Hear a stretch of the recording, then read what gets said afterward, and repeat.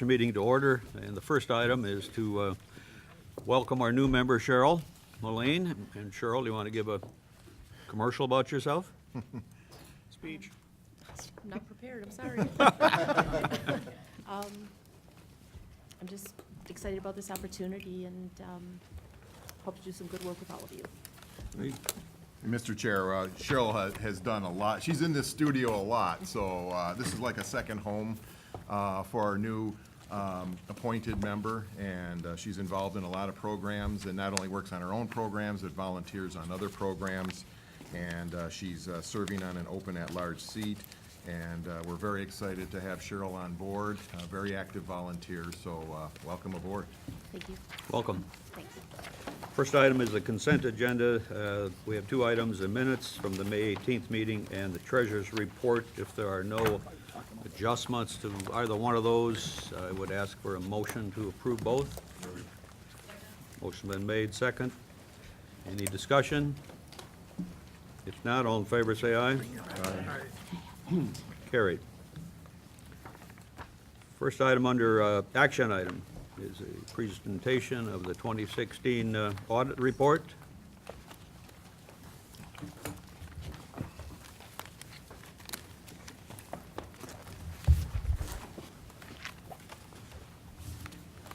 All right.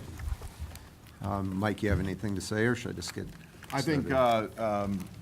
basically I want to introduce Andrew Berg with Abdo, Ike and Myers, and this firm has been doing our audit for several years. We competitively bid it out roughly every 3 years, and they've done a great job and with their field work and their reporting. So I will just turn it over to Andrew, and we'll get started. All right. Thanks, Mike. I'll give a summary of the results of the audit.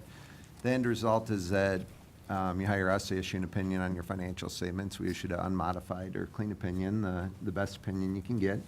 As part of the audit, we do also issue a report on Minnesota legal compliance, test a number of different categories out there.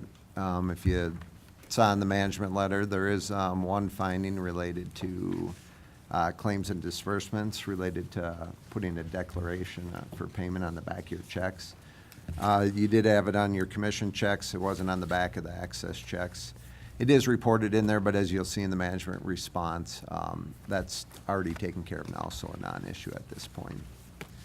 If you do have the management letter in front of you, I'll just go through a quick summary of the financial information for year ending 2016, starting on page 5. Here's a 5-year summary of your ending fund balance in the commission fund. So the ending fund balance was about just over $4.7 million, fairly consistent over the last 5 years. A little bit of an increase in 2016. Total budget at $5.6 million. So if we compare that to the budget, the fund balance at the end of the year is about 85% of your 2017 budget. If we look at the activity of the commission and the Access Corporation, on page 6 of the management letter, we give you a summary budget to actual. The top one is the commission. You'll see total revenues came in at $5.7 million compared to budget of $5.4, so over budget by about $277,000, mainly due to franchise fees coming in higher than budget. Total expenditures of about $877,000. And then you also budget for a transfer to your Access Corporation. Total transfer was about $4.6 million. $5 million was budgeted. So a total increase in the ending fund balance of about $267,000, ending at that $4.7 million we were looking at on the previous page. With the Access Corporation, here you see the majority of the funding there is that transfer in of the $4.6 million. You had other revenues of about $34,000. Total expenditures budgeted at just over $5 million. Actual expenditures came in at $5.1 million, so relatively close to what was budgeted, over by about $124,000. Total decrease in fund balance at $546,000. Here, the ending net position shows a deficit of $1.6 million. You may ask why there's such a large deficit there. If you remember from last year there was a new accounting standard that was implemented related to pensions. So you participate in the Public Employees Retirement Association, so PARA for the pension plan. Each employer throughout the state recognizes their proportionate share of the net pension liability. So at the end of 2016, there's a net pension liability of about $3.2 million recognized on your financial statements, which is the main cause of that deficit. If that wasn't there, if we look back 2 years ago, that net position will be positive.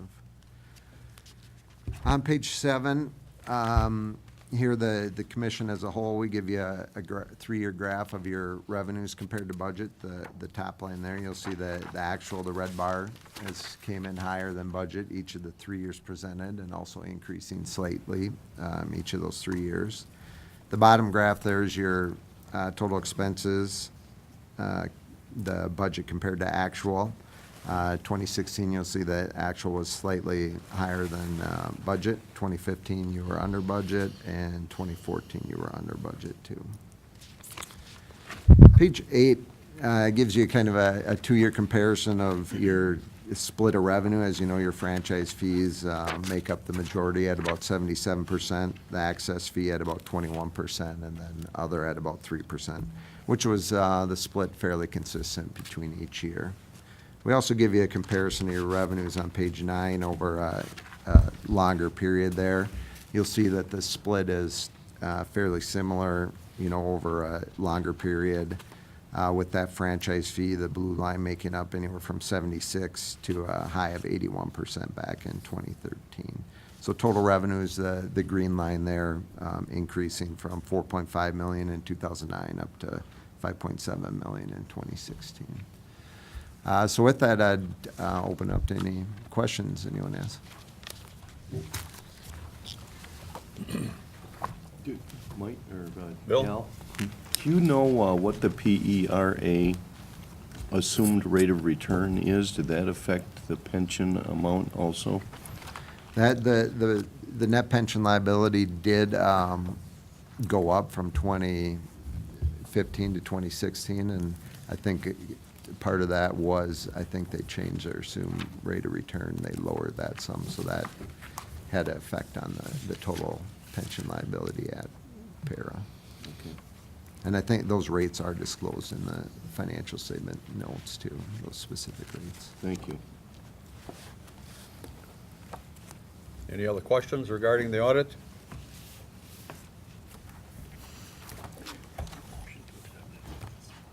If not, I'll entertain a motion to accept the audit report for 2016. Motion's been made. Is there a second? Second. Any discussion?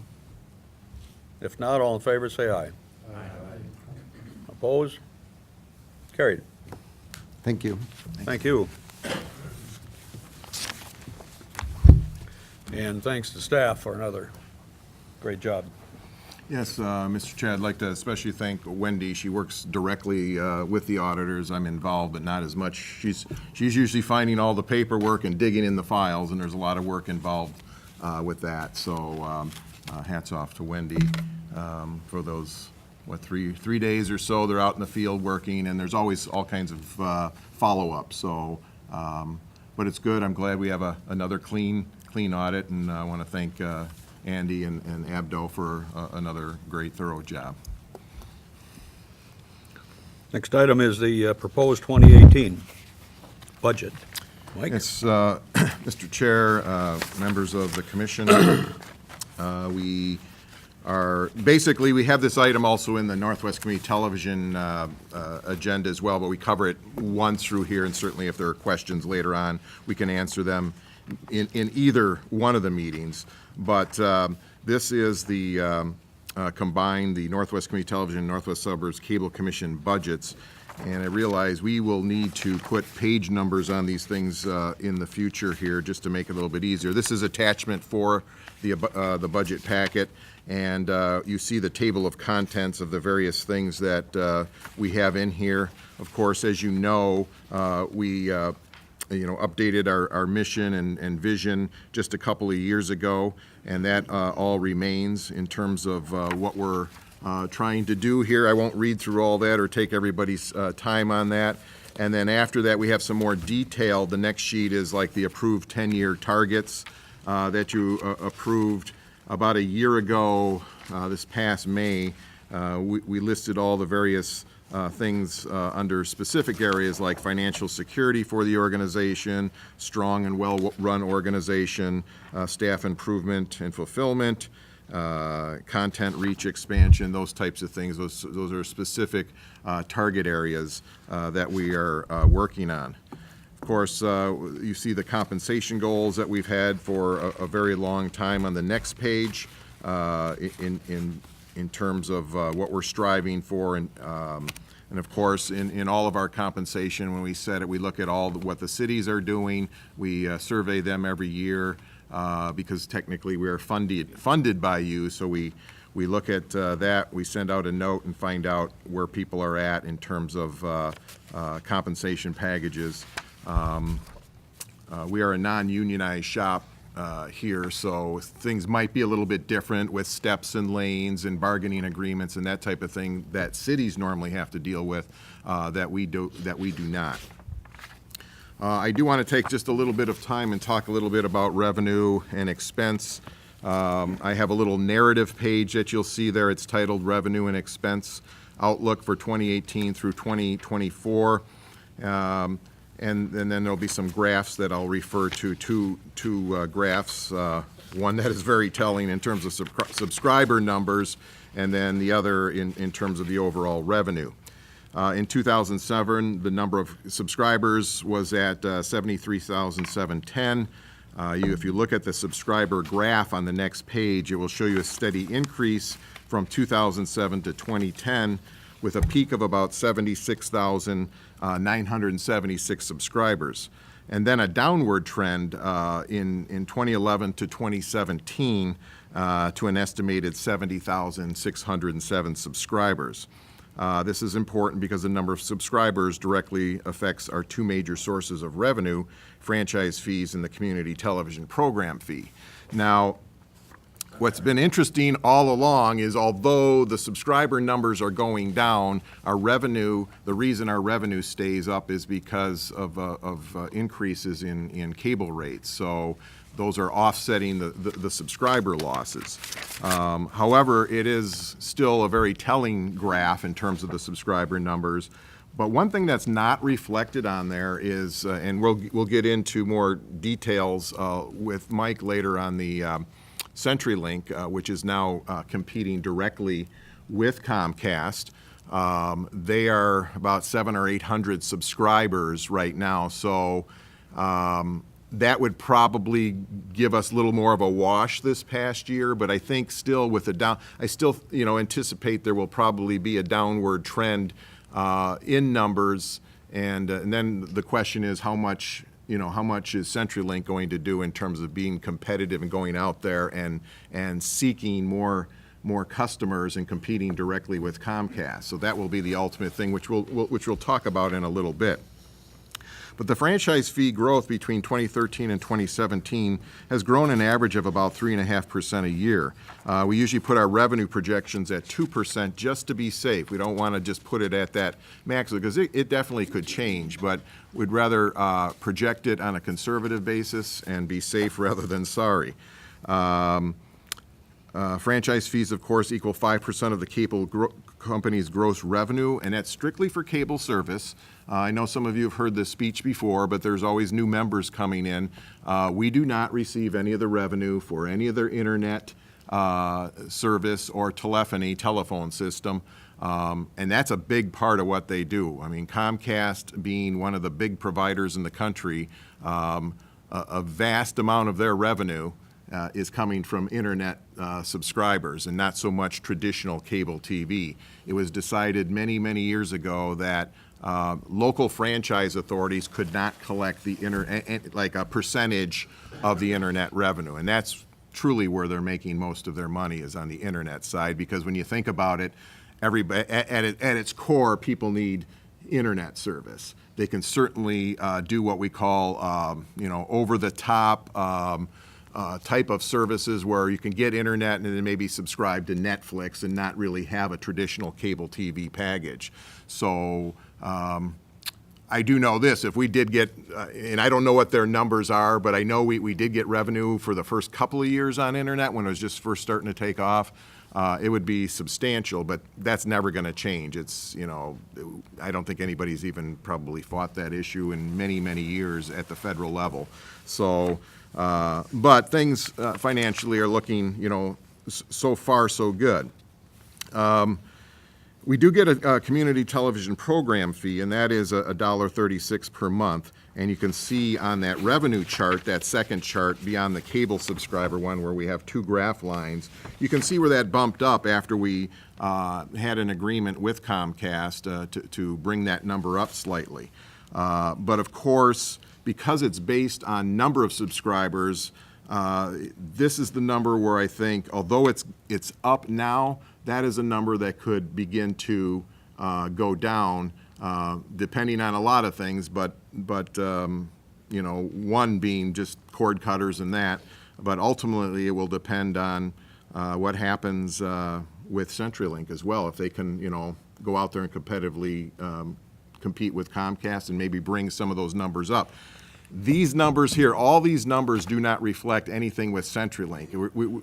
We only have like several months worth of numbers from CenturyLink, so it wasn't even worth even plugging them in here yet because we need a little more trend. We need more data from them to kind of start plugging in. And I anticipate for next year's budget we'll start putting that number in and seeing where they're at, and that will help us too in terms of figuring out financial and a financial outlook for the future.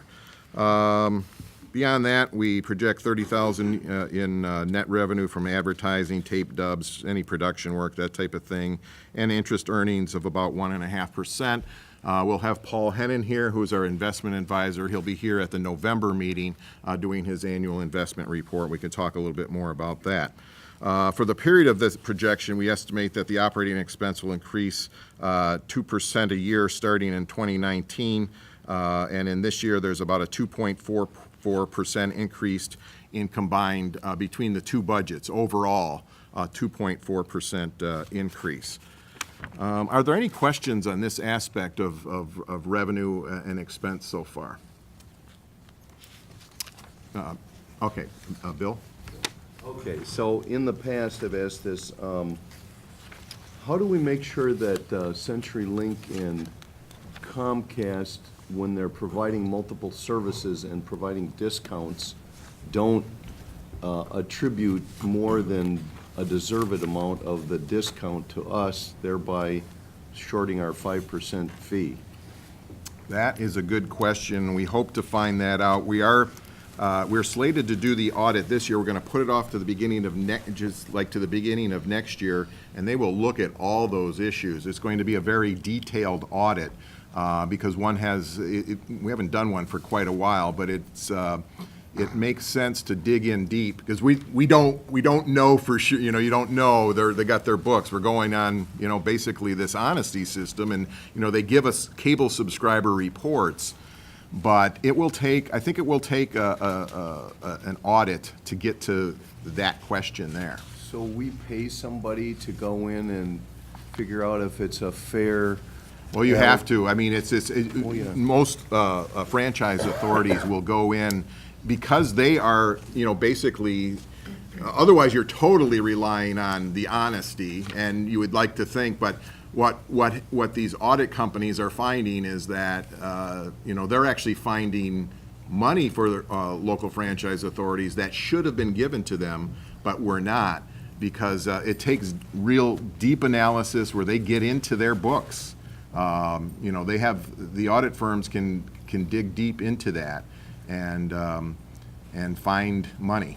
And so often they pay for their own fee out of what they exactly. find. Yeah, it's not uncommon. You know, the audits aren't cheap, but it's the prudent thing to do, especially since, you know, this is all publicly funded, and to keep everybody on the up and up. And it's not like any cable company is trying to deceive. I think you're talking about a very large organization, and they've got all these local franchise authorities to report to with all different kinds of formulas. Not everybody's treated the same in terms of how things are funded. And so I think through that audit process, that's where they find that out.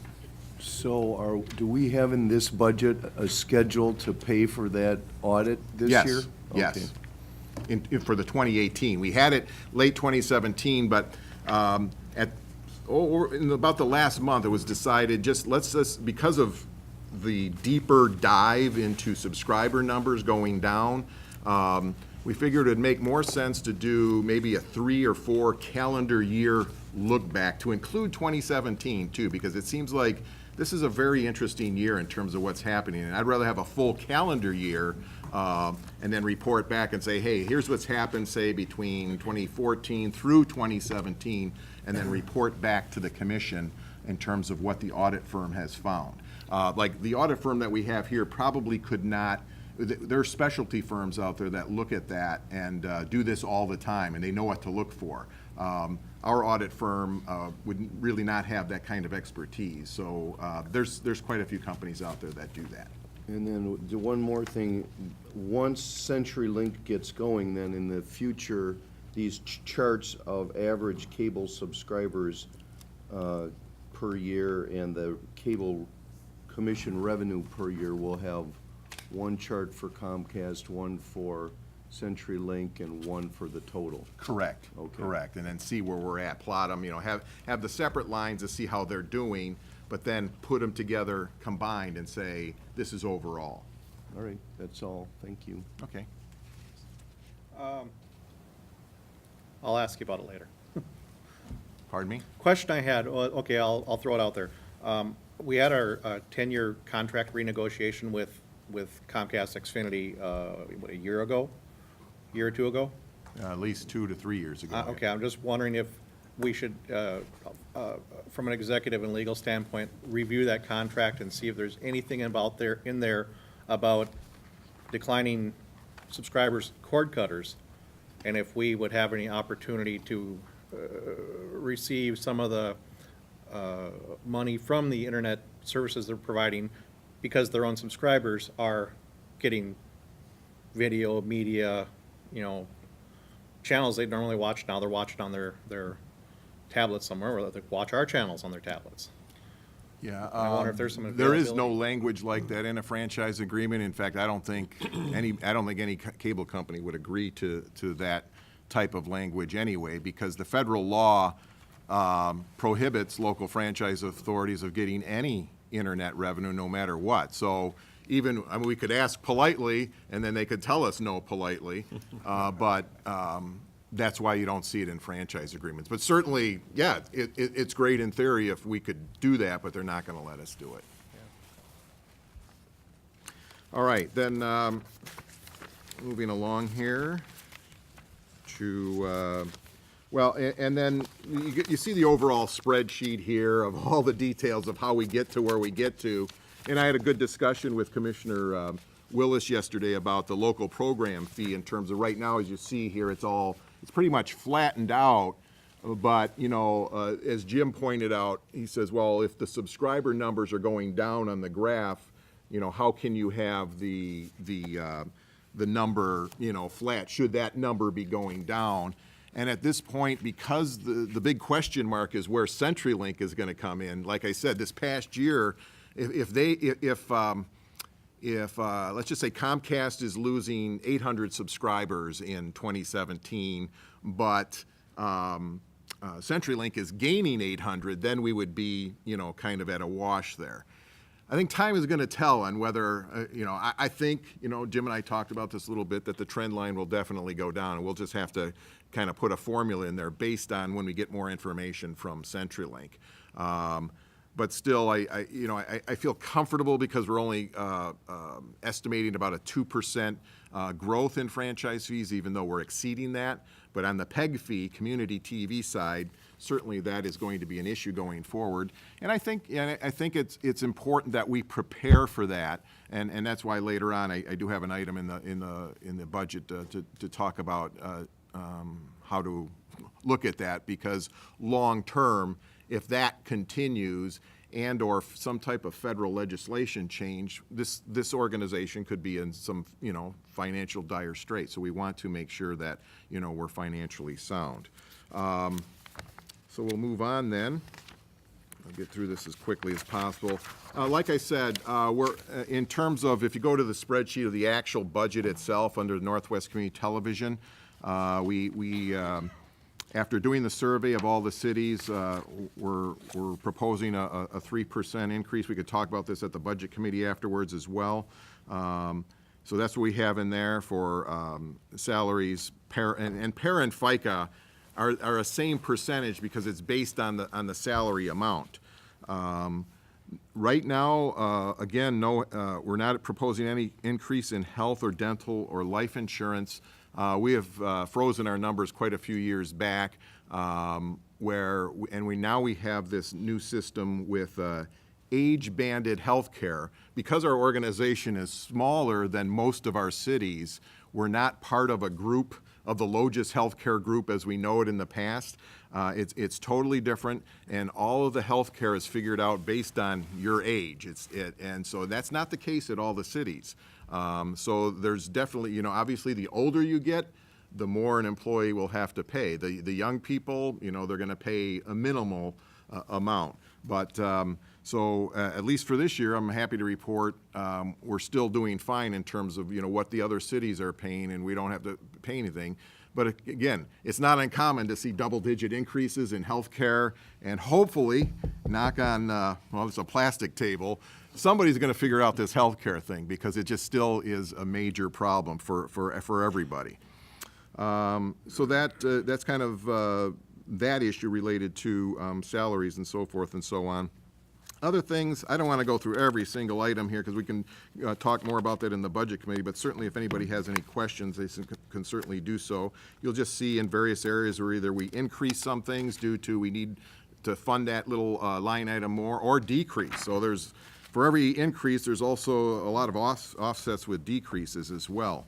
But one of the things I wanted to point out is that, let's see here. Oh, way on the bottom of the second page of the budget, where it's accounts number 6217 through 6221. These are all new items, mostly related to software. As you know, we've just changed over the years from being a typical video operation to everything being computerized. Everybody's getting their content, like I said, on a phone, a tablet, over the internet. Certainly we do operate our channels, and that's equally as important, but the growth area is going to be on-demand content. And so a lot of that is for that in terms of our in what we do with our newsroom software, our software to run the community create department, and then just data backup. It's a cost of doing business. But that last item, the 6221 nonprofit fundraising consultant, we think, and this has been the talk at all the conferences I've been to, is that we really need to prepare for the future of if there isn't. I mean, I'm just the messenger here, but there could be a day where there isn't franchise fees. We don't know what's going to happen at the federal level, but we do know that subscriber numbers are going down. I mean, that's obvious in the trend line. And we need to take a hard look at see what other people are doing for fundraising and, do some scenarios like the what ifs. We have this in our 10-year targets to make sure that we're financially sound, no matter what. So if at some point, and I hope it never happens, but if it does, that we no longer able to receive franchise fees, we'd still like to be able to do local programming in the community. And the question is, how do we do that? How do we get funded? Could we get corporate support from some of our major, like General Mills is based here in Golden Valley. Target has a major headquarters. There's just lots of businesses. And do we need ultimately a development person who can go out and do grant writing and all those things? That's what we want to do next year, and take a good hard look and have that plan on the shelf. So if that time comes, we can experiment. It's better to do it now when we're financially sound than to say, whatever, 4 or 5 years down the road saying, oh my gosh, we've got a big problem here, and now what do we do? So So that's what we'd like to do. That's like probably the new item here on the budget compared to what we haven't had in the past. So we have that item, and then of course, we're rebuilding our website this year, so that entire item will be gone next year. And then that's, overall, from the budget itself, we're looking at a overall, on the NWCT side, about a 2.49% increase. And then the capital budget is listed separately. Certainly don't want to take everybody's time going through every single line item, but would like to just make sure that if you have any questions, I would be more than happy to answer on the Northwest Community Television budget, either now or in the budget meeting, where we'll have a budget committee and executive committee looking at that. Are there any questions so far on the Northwest Community Television budget? Okay. Then just very quickly, I want to mention the Cable Commission budget, which has a similar look to it. It's basically, I think we got it down to one page now. That on the operating side is about a 1.17% increase. And what we were talking a little bit about the Cable Commission audit. Like I said, we're not going to spend the money in 2017, but we'll move it to early 2018 and do a full calendar year look back for the last several years, but to include the entire year of 2017. So really, we're not asking, we're just going to save the money from this year, put it into next year's budget, and get this report so we can see where things are at. And if there is some things that are underreported for franchise fees or PEG fees from the cable company. That's pretty much it there. Combined overall, if you take the two budgets, it's a 2.44% increase. I'd be happy to answer, any questions here or in our meeting, or refer it to the budget committee and executive committee. Any questions? No? So you could just refer it to the. Okay, so you're finished then? Yep. Okay. All right, we'll need a motion to refer this to the Budget Committee, and after this meeting, the Executive Committee and the Budget Committee will be meeting in the conference room over by Mike's office. So need a motion to accept the 2018 budget. Motion's been made. Is there a second? Second. Motion's been made, seconded. All those in favor say aye. Aye. Opposed? Carried.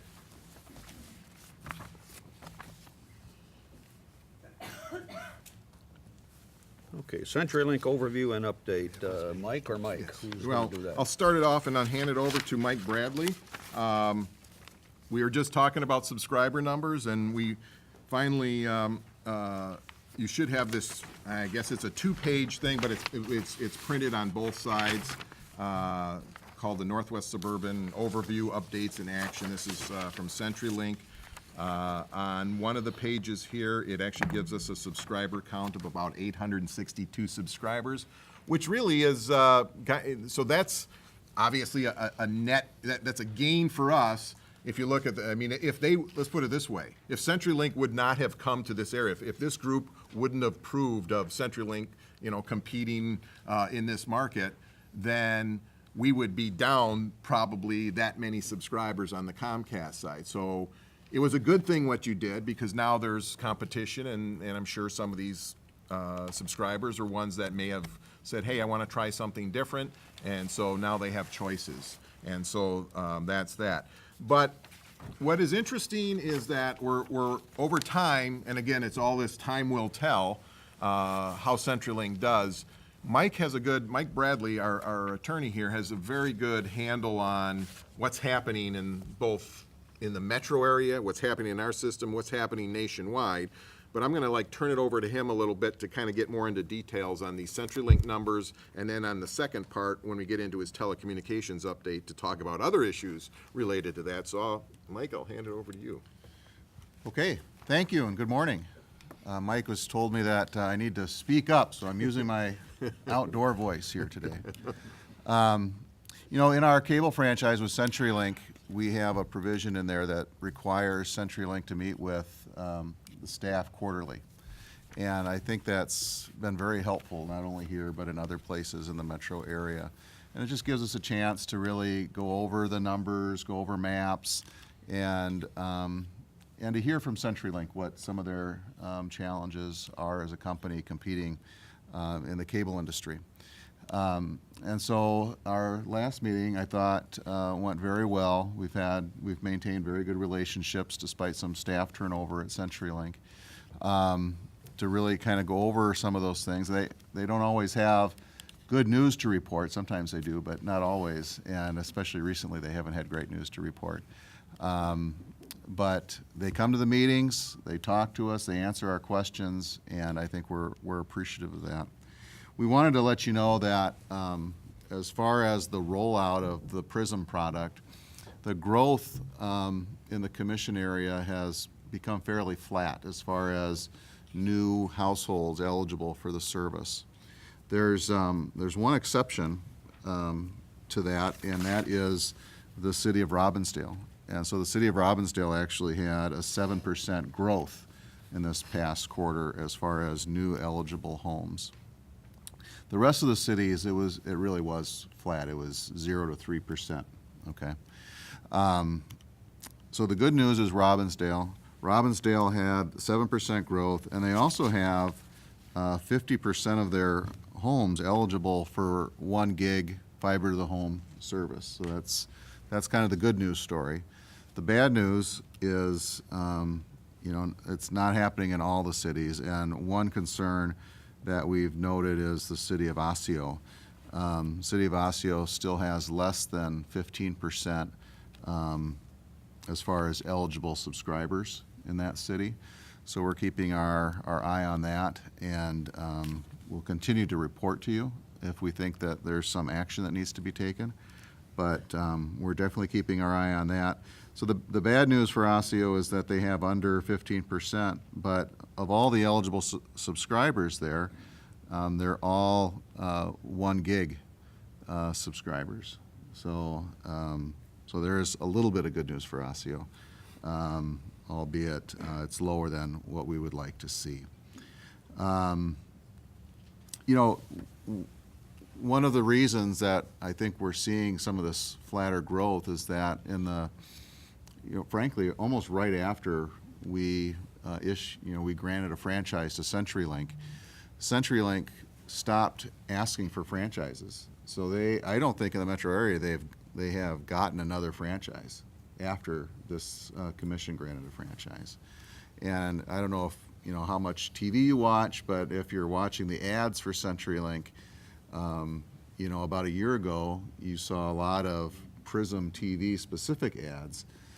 Today you don't see that when you see CenturyLink ads. You see CenturyLink, perhaps internet, or just CenturyLink generic. Maybe you see Stefan Diggs jumping over a remote control, but that's about all you see as far as TV goes. So as a company, they really kind of step back from aggressively marketing their cable television product. And that's not only here in the metro, it was across the country. They just kind of shut down as far as aggressive marketing. They've also been part of an acquisition. They acquired Level 3, which is kind of an enterprise internet provider, so a business internet provider across the country.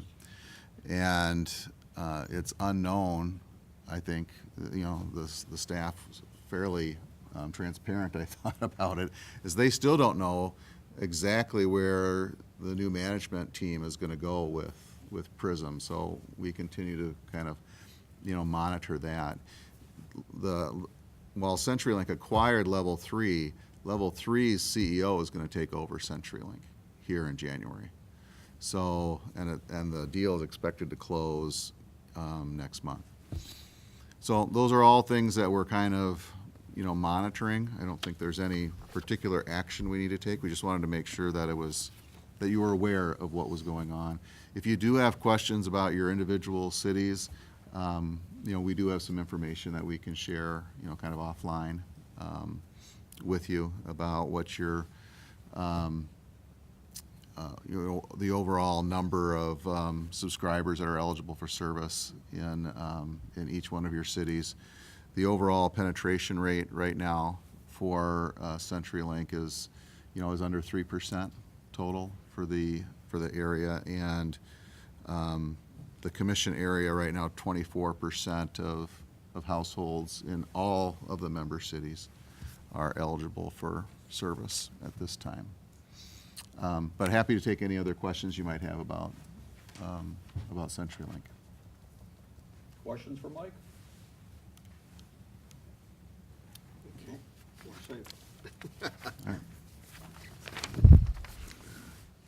Mike, you probably want to just continue with item number 4 then, cable and telecommunications update.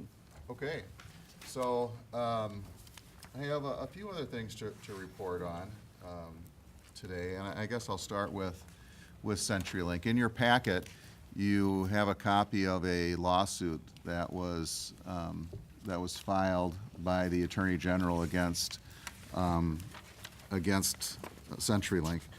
And actually, you have the answer, I believe, that CenturyLink filed in response to that complaint. And the reason why the answer was included rather than the complaint was because the answer completely goes over everything that was in the complaint. So if you look at that answer, everything in italics was the original complaint by the Attorney General.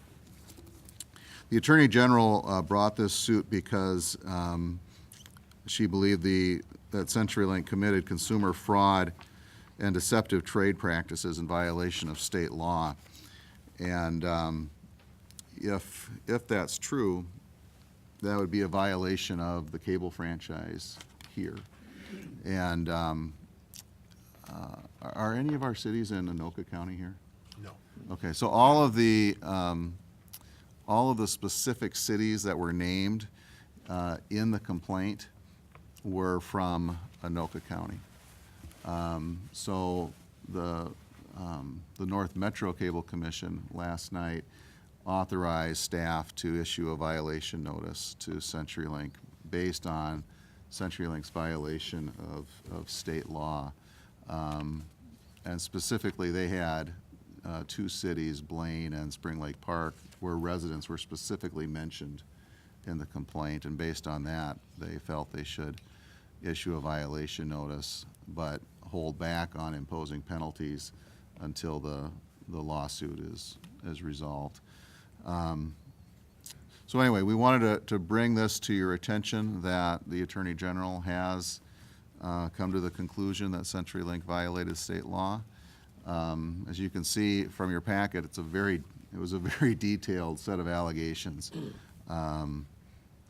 I was pretty impressed with just how detailed the complaint was. But if anybody has any questions on that lawsuit, I'll try to answer them. And Is there a time frame that's been set? no, it's just in the court process. Okay. It's there's only been the complaint and the answer, and I'm assuming they'll go through some sort of discovery, or somebody will try to bring a motion to get summary relief. Okay.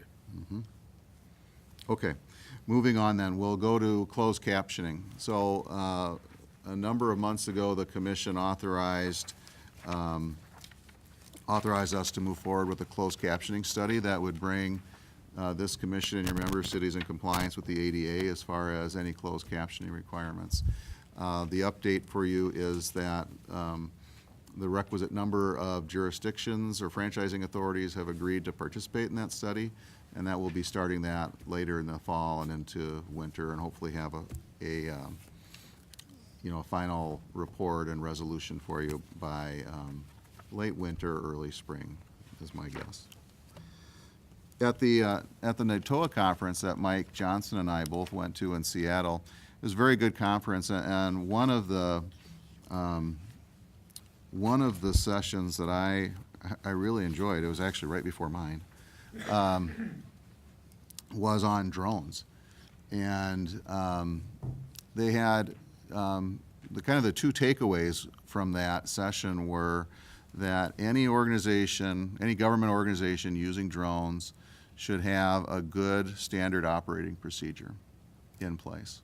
The second is that all local governments should be considering, whether they're using drones or not, they should have an ordinance in place on on the use of drones in your city. And so that's something Mike and I will continue to talk about. I don't have anything more concrete for you than that, but you may want to let Mike know if your city does have ordinances in place for the use of drones. It was a very good presentation. I was impressed. And then lastly, the small cell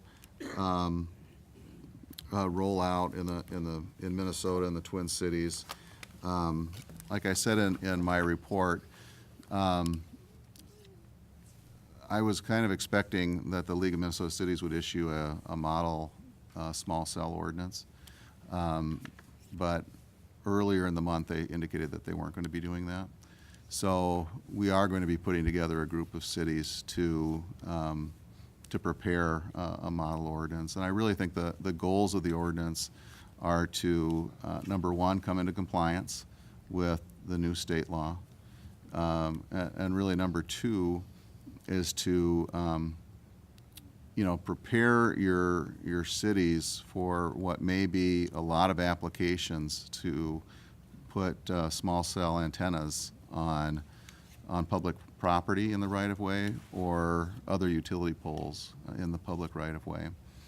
And then three is really to encourage that development in your city. I think what we will all find is that people will want this new generation of cellular service, and what kinds of things can cities do to encourage that development in your city. One thing that I took away again from the NATOA conference was kind of a challenge to local governments in how permits could be issued for these small cell antennas. And the challenge was, could we have an over-the-counter permitting process, meaning they come to the counter, ask for the permit, and basically get it. And while there were some chuckles in the crowd from the local government side, it really got me to thinking, well, maybe there are ways that we can do that. And maybe if we work with the carriers ahead of time on a pole design that would be acceptable to a city, and location that's acceptable to a city, and identifying how the cabinets should be, where they should be placed, those types of things. Maybe that is possible. And so those are some of the things that we're kind of noodling around now.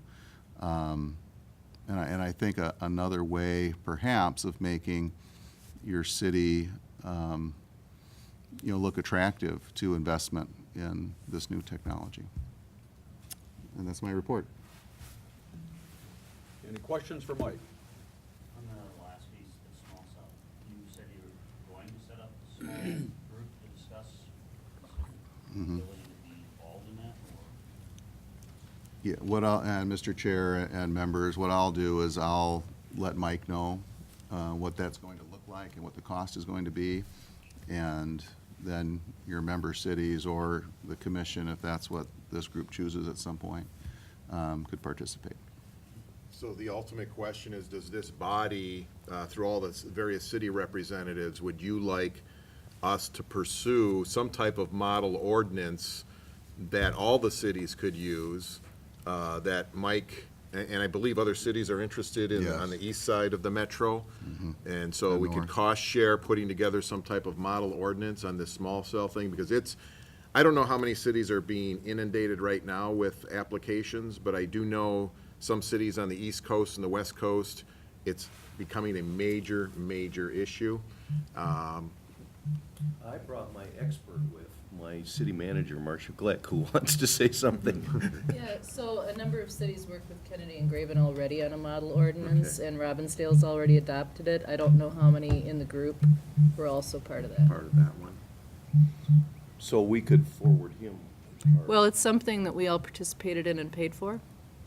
But we could, I don't care if Mike sees Yeah, it. I mean, it's a public right document. now. Yeah. And it was all of us who had gone together initially on our right-of-way management ordinances, and then this just dovetailed into that. Are there any other cities beyond, is Crystal part of that? We adopted Okay, okay. code changes. So are there any cities that you know for sure you don't have a model ordinance for Osseo? Any others? Oh, Brooklyn Park? Yeah, we haven't adopted one yet, but we have had Mr. Bradley come in and talk with some Okay. senior staff. So maybe what I'll do related is to I could this send issue. out a note to all the city managers and find out who has a model ordinance related to small cells and who don't, and then we'll get that number and I can pass it on and then kind of figure it out that way. And then certainly if you wanted to share some information, so we're not maybe reinventing the wheel and we have some type of similarities, I think that would be very helpful.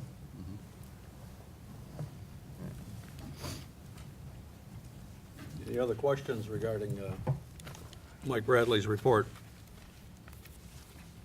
If not, anything else to come before the commission? Then I'll entertain a motion to adjourn. So moved. Motion's been made, seconded. All in favor, say aye. We are adjourned, this part of it. All right, we'll call the Board of Directors meeting to order. The first thing on our agenda are consent items, and that would be the minutes and the treasurer's report. Move approval. Got a motion, is there a second? All those in favor say aye on consent items. Aye. Opposed? Okay, the first action item, we already saw the presentation of the budget. I don't think we need to see that again. Anyone want to see that again? And so what we'd be looking for is a motion to refer that to the Executive Committee and Budget Committee. Got a motion, is there a second? Okay, all those in favor, any discussion? All those in favor say aye. Opposed?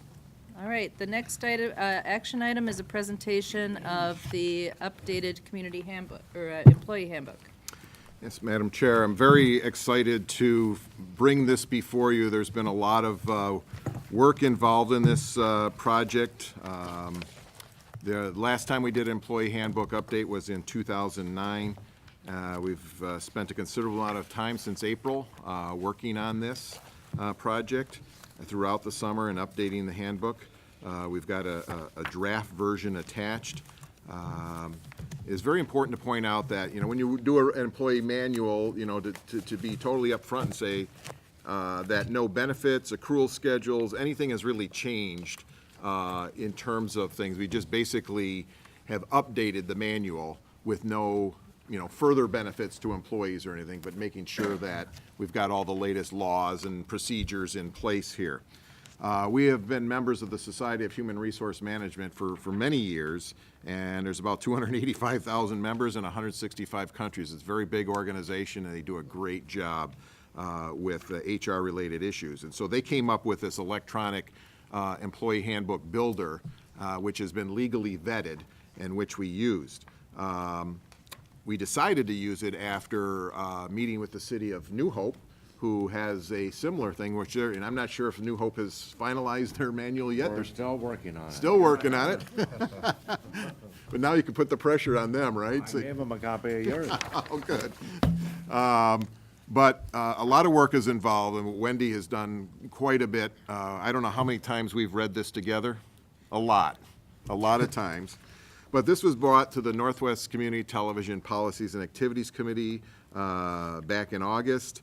I want to thank the members, Marcia Glick, Ann Norris, Kirk McDonald, Dr. Dwayne Orrin, and Sue Ellen Zagrabelny for their work and input on the manual. And also thank Commission Member Bill Blonigan, who assisted with some of the grammatical aspects of the manual. And after that, we took that kind of final version and then sent it out to all the employees for like a 2-week review period to see if they had any comments. The only thing that came back was Tim Gaffron back in the camera number 2 there noticed that we had one policy. It was basically a word processing copy and paste error where we actually had the same policy twice I would like to say we put it in there twice just to emphasize it, but the fact is, it was just a little oversight on our part where it was a copy and paste issue. Other than that, it all is good. So today, we are seeking any comment or input, and of course, if there are no recommended changes, we're asking for your approval on this, so we can put some closure on it, but certainly we're open to any other suggestions or comments. Any other suggestions, comments? I'm glad that you shared it with the employees, so thank you for doing that. Thank you. Otherwise, I'd like to recommend approval, make a motion to approve it. I'd second that. Okay, motion and second, any other discussion? All those in favor say aye. Aye. Opposed? Motion carried. Okay, Executive Director report. Yes, I'm happy to report that, over the past, I don't know, year or so, we were talking about the Wells Fargo issue. I'm happy to report that we've come to a settlement with them. And I want to thank the Executive Committee, the League of Minnesota Cities for all the work they did on it. We're certainly happy that's all behind us, and now we can move forward. Also happy to report that we had very good turnout at the Alliance for Community Media Conference in July. We did close down our studio. It was here in Minneapolis, so we closed down our studio for a couple of days and had the staff downtown and some of the volunteer board reps there. And we had a very good showing there and an excellent conference here in Minneapolis.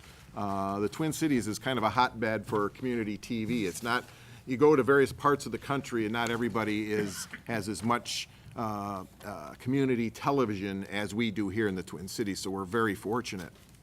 And part of the reason is that some of the states are what they call state franchising versus local franchising. And when you get into a state franchising situation, sometimes the funding formulas don't work out correctly or enough to really support a full-fledged community television operation.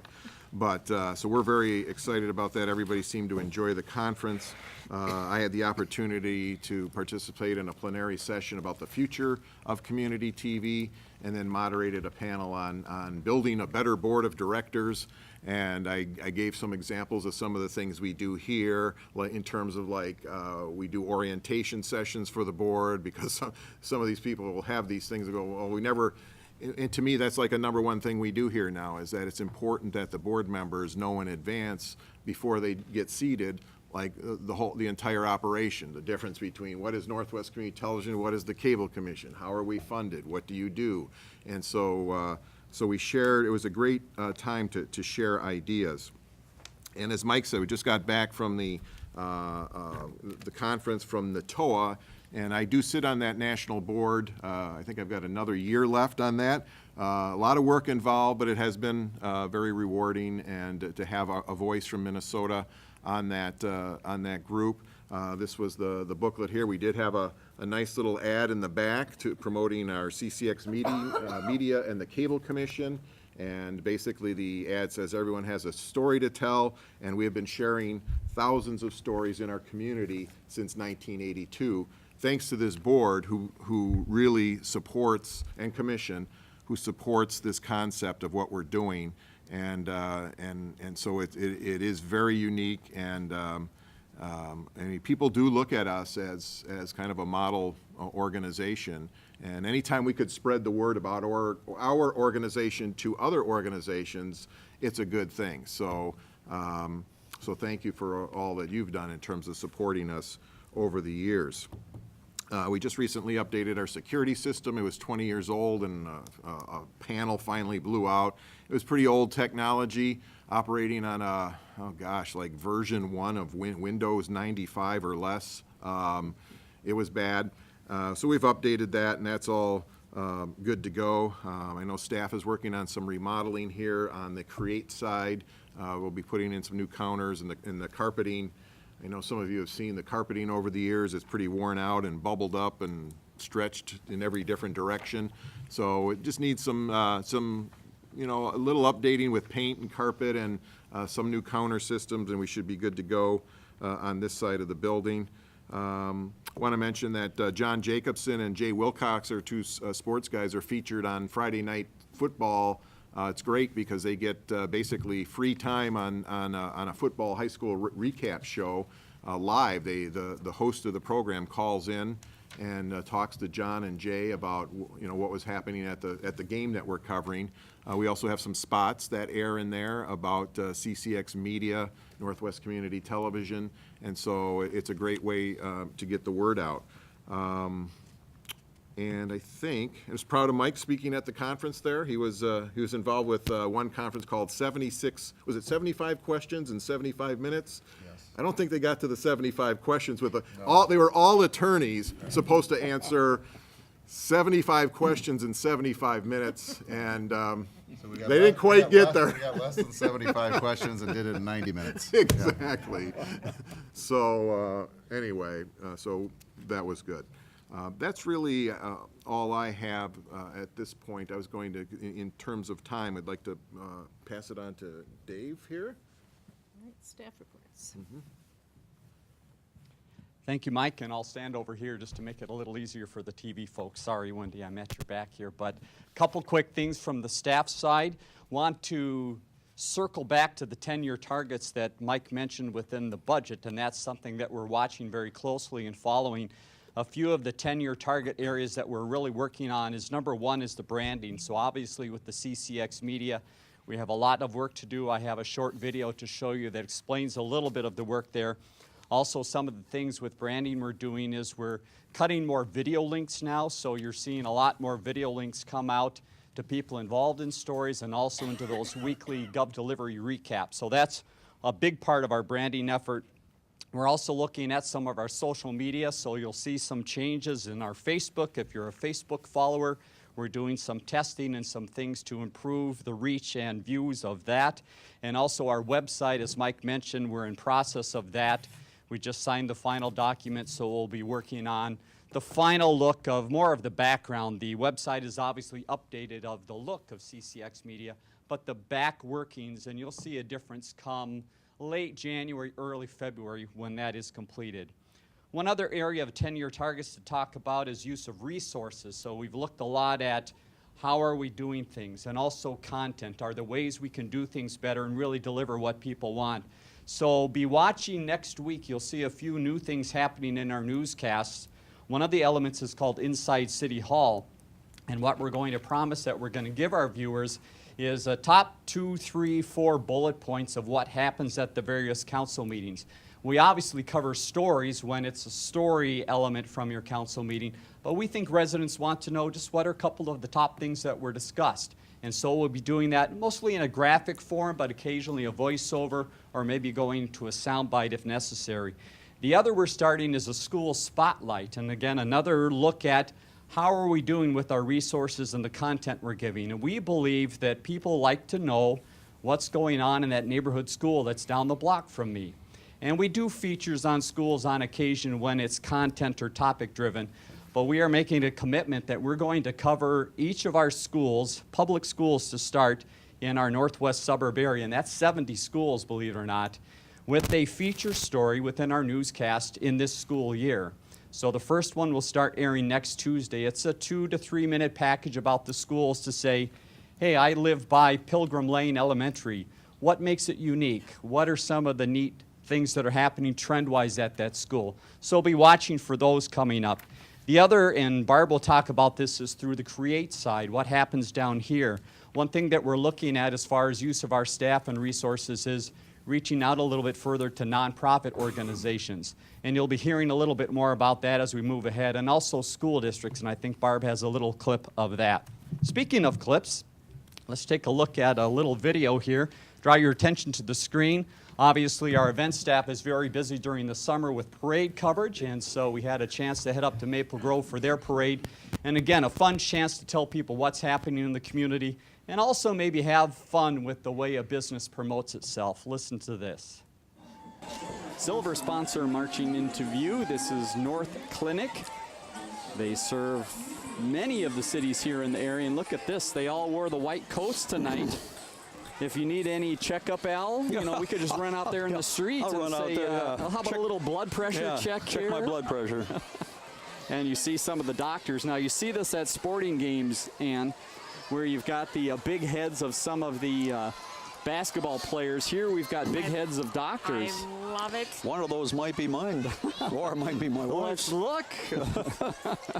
Right over here, here's Al. That is And it good. looks like they've dug back into the archives for some of the outfits there for the nurses. Those look like they might have been around the North Clinic for a few years. They have locations in Maple Grove, Osseo, Plymouth, and Robbinsdale.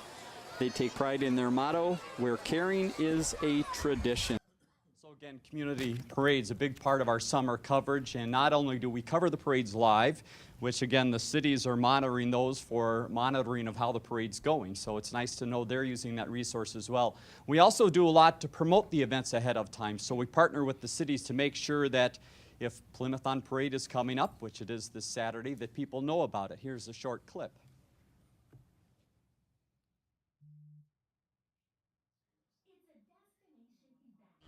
It's a destination event.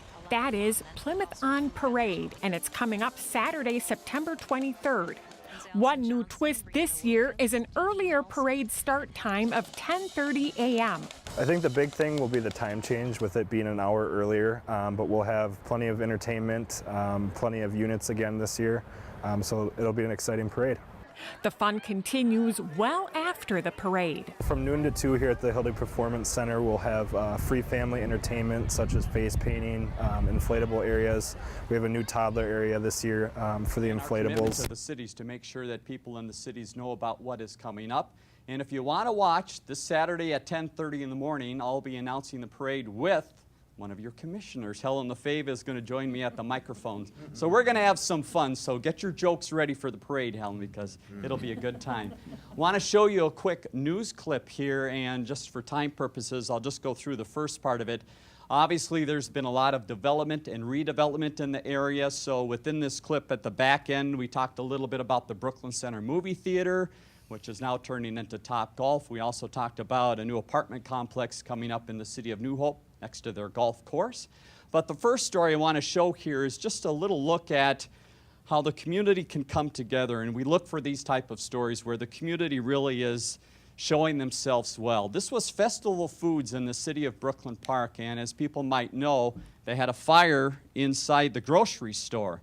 And so everything had to be taken out, had to be gutted. It was closed for quite some time. And here's a story about how they got the store back up and running. Festival Foods in Brooklyn Park has been closed because of fire since mid-July. It reopens next week, thanks in part to help from volunteers. Eric Nelson explains how Brooklyn Park residents are providing a helping hand to their neighborhood grocery store. It's just so heartfelt to know that they care that much that they want to come out and help get us reopened so they can shop again. It was all hands on deck today at Festival Foods. More than 40 volunteers showed up to restock the store. We got a chance to come out and help them, and guys came in on their days off to do it. It was a full circle day for some. Get them back up and running. Fire caused Festival to close, and 11 Brooklyn Park firefighters helped get it ready to open again. You have to get it in the right spot, and you have to face all the food just perfectly so it looks good for the customer. Festival will be back in business on September 7th. Those connected with the grocery store are hungry for the relaunch. We're just looking forward. We're ready to be open. Gene Atkins has worked in the store's bakery since 1988. So excited to see our regular customers. I know they miss us. Getting back on the job is icing on the cake for Atkins. Oh, it's going to be so exciting because everything they're getting, especially on Thursday. Going to hop ahead there. So again, opportunity for a real heartfelt story that here disaster at the store has to close and all these volunteers come together, and the store was wonderful to work with, and we've done a number of stories kind of following that whole process along. Sports Jam Hall of Fame, sorry Jay, I froze your face like that, but the Sports Jam Hall of Fame has been going on since 2004. So if you go to the front of our building inside, you'll see faces of athletes and coaches who have been recognized in our Hall of Fame over those years. And it's great production work, and it's neat to see what it does mean to the athletes that are put into the Hall of Fame. Here's a short clip. Our next inductee was one of the state's top wrestlers in the mid-1990s and has the medals to prove it. He was a two-time state champion on the wrestling mat in one of the area's storied programs. We welcome 1997 Osseo graduate Kelly McConville into our CCX Sports Hall of Fame. I was honored to be inducted into the Hall of Fame. It means a lot to me, and it brings back a lot of wonderful memories of everything that kind of made up my athletic career here at Osseo. Many of these athletes that go into the Hall of Fame do not live in the Twin Cities anymore, so John and Jay do a great job of contacting them about 9 months ahead of time and saying, when are you going to be in town? We'd love to talk to you. And so that does happen. We had one this year that couldn't come up this year, but will be in the Hall of Fame next year. So great work by John and Jay, David and Matt in our control room to put together that very high quality production. Last thing I'll mention is a new campaign that we're doing. So if you're watching your Comcast channels, you might see some spots pop up about the CCX branding. What we're trying to do is make sure more people are aware, and we're known by all in the area, of our sub-brands, the News, Sports, Cities, and Create. And so this spot is running on our channel as well as other channels, talks about those sub-brands, and it talks a little bit about if you're tired with all of the national, international news, maybe you want something a little more local. Looking for local? Even more local? CCX Media gives you the option to connect with your community on multiple levels. CCX Create welcomes you, community residents, to connect and experience television in an exciting way. The free TV classes we offer will have you on your way to creating TV, and our wide variety of content can be watched at home or on the go. Connect to what's happening in your community. Visit ccxmedia.org. Special thank you to David, Matt, and also Nikki here in the Create area that have been working on those spots. That's number one. There'll be a cities, a news, and a sports spot as well. You'll see them on Comcast throughout the fall here and also on our channels within our sporting events to continue to drive that brand home that we are your connected community experience. With that, I'd be happy to answer any questions. If not, I'll hand it over to Barb. She has a Create update.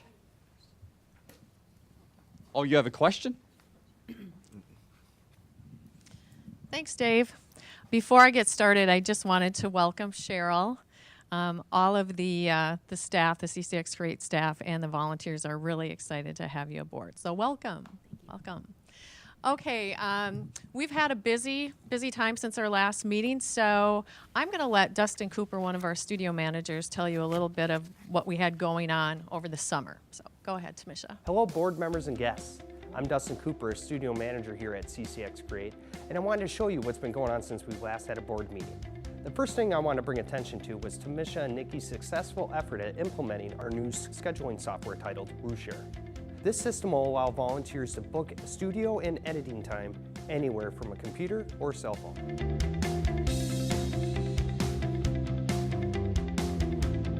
Shortly after, the ACM conference kicked off in our own backyard, Minneapolis. At the conference, each of the studio managers attended various workshops, and one was even moderated by our very own Javier.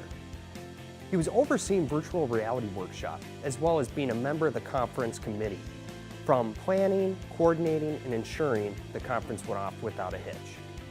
Javi was the award winner of the ACM Hometown Award for Access Empowerment. The link is up on our YouTube titled No Place Like Home.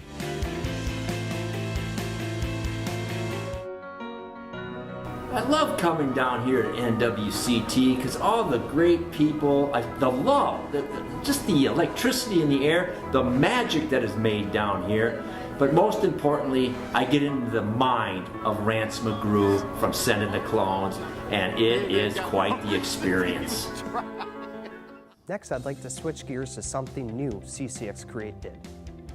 Over the summer, CCX Create and Robbinsdale Middle School teamed up during their Summer Academy, which is activities or classes held during the summer season when the students are off from school. CCX Create created a new class titled Breaking News, which we brought camera gear to the school and taught the kids how to shoot, edit, and piece together a news story. The students and Javier and myself would go from class to class, taping what we saw in front of our own eyes. There, we edited it all together and put it up on our YouTube channel. This would be titled under Breaking News on CCX Create's page.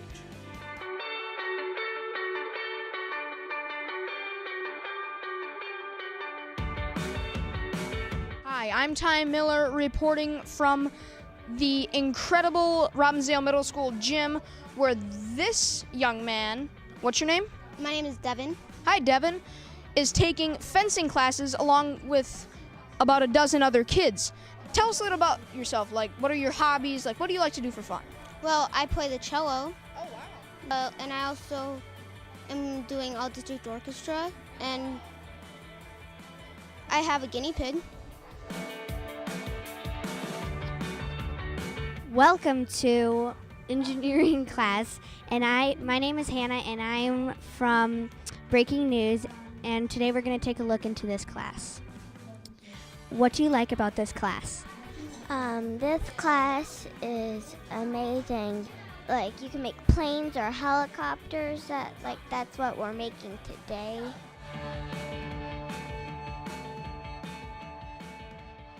It was such a success that the district asked us back. We actually have a class on using your cell phone, how to shoot professional video on your cell phone for adults, and that's coming up on October 5th. I also wanted to say, too, that Dustin is going to be working, or actually it was last night, he worked with a nonprofit, Salvation Army, up in Brooklyn Park, and Dave alluded to that earlier. And I haven't heard back from him yet, but he was really excited about it. He was going to be working with a youth group and putting together some videos that they could use to promote some different things going on at the Salvation Army. So go ahead, Tamisha, hit it again. She's helping me out today. Other upcoming events that we have going forward this year is Super Saturdays coming up September 30th. All our classes in one day. October 5th, the Community Ed class is scheduled. October 20th is Community Media Day, so we're going to be having some things, some different activities that day. And then November 9th is the big volunteer gala, so we've got a few things on deck. You can go ahead, Tamisha. I did also want to point out that we've got some new gear. This is kind of the last of the new gear for the year. We added an edit room probably about 3 weeks ago, edit room 2. New teleprompters are in. They need a little bit of wiring yet, but we only used to have one teleprompter. Now we have 3. And our new digital audio board is close. I believe Mike Johnson has the bid sitting on his desk as we speak. And then finally, I just wanted to show you what our board members are doing. Way to go, board members. Sue Ellen hosts BookBeat, and she had the pleasure of hosting Green Card Voices, which is a group that promote digital storytelling of immigrant stories, and they have a number of books that they have produced. And Taya, who is the executive director of this organization, actually spoke at the ACM conference. And so it was really great for Sue Ellen to have her in, and it was great, right? It was wonderful. Zipporah, and this happened last week and is happening again today. She had a group in from Tanzania. They were performing, and so they recorded. She's got one show done. They are coming back again today. They were so excited to be here. And again, she's just bringing her programming worldwide, so we're really excited about that. And then Scott and Cheryl, Barry Zavan is back. Barry Zavan, the weatherman, I'm sure you guys remember him. Cheryl and Scott are working with Barry on putting together kind of a public affairs show called The FYI with Barry Zavan. So I think, when are you guys going to start that up? Soon? Early October. I don't remember the date, but yeah. Cool, but these guys are all doing awesome things, so I wanted to point that out too. So any questions? All right, then I'll turn it over to Tim. And I'll be brief. Sorry to stand behind you all here. It isn't a good place to present from. The stats are in the packet. I noticed we had a couple of big meetings, one in Brooklyn Park in July, one in New Hope in August. I don't know who you were making mad, but doing your business like you should, probably. We're working with New Hope on technology specs for their new city hall and council chambers. Have had a couple of meetings with architects and consultants, and we'll continue to do that and refine that, working with city staff on their needs and wishes for that.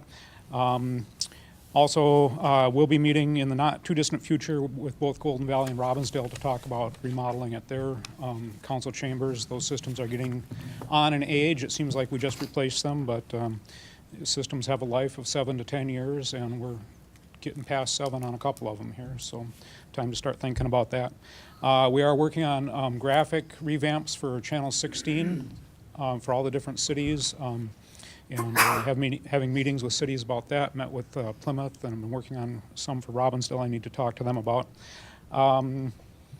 We're still working on migrating the Channel 16 equipment from City Halls back to our master control and head end here.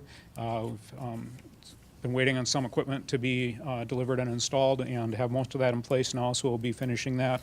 The IT and tech services here have a few major projects going on right now, so we're taking them as they come. Working on a new website design, I think was mentioned earlier. I've been working on integrating the Granicus functions into the website. The way that people can access your city council meetings in the Granicus system and through the website will have a new look when the new website is up and running, and we're still in the early stages of development on that, so I don't know exactly how that's going to look, but as we move forward, we'll figure that out. The other thing that was mentioned was closed captioning. I did attend a voice recognition closed captioning demonstration that was set up by it was down in Bloomington, and a number of people from around the Twin Cities that are in roles like mine got together and saw these demonstrations. Voice recognition closed captioning is fairly new technology where it does the captioning based on what the machine is hearing. It's not as accurate as a stenographer, closed caption stenographer typing it. It was a little more accurate than YouTube's version of voice recognition closed captioning. I'm not sure that it's accurate enough for city meetings. There's a lot of jargon. We had it hooked up and ran a city meeting video through the system, and there were a lot of strange words that came through when people said things like EDA and HRA and things like that, and we're doing comp plan, and it didn't recognize that word and stuff. So it's got a ways to go, but we're keeping an eye on it and see where that's headed. And that's all I have right now. If there's any questions, I'd be happy to answer them. Okay. So that takes care of staff reports. Anything else? No, that's it, unless everybody's willing to agree to have gigantic commission and board members on a stick at our next parade. I don't see a strong showing for that, and I just want to let you know that those kids who were featured, that's kind of our succession planning there. I saw future Dave Kaiser doing the interviews, and it was really cute, so hats off to staff for doing all that work, and so thank you. All right. If there's nothing else, we need a motion to adjourn. Second. Move second. All those in favor say aye. Aye. Opposed? Thank you very much.